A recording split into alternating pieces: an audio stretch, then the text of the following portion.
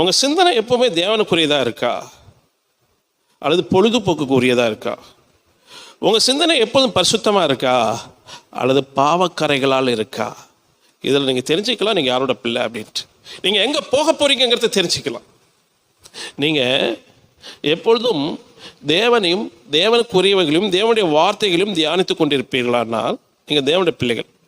தாயை போல பிள்ளை, நூலை போல சேலன்னு சொல்லுவாங்க. அந்த ப்ராடக்ட் எதுலேருந்து உருவாகுதோ அப்படி தான் இருக்கும். புரியுதுங்களா?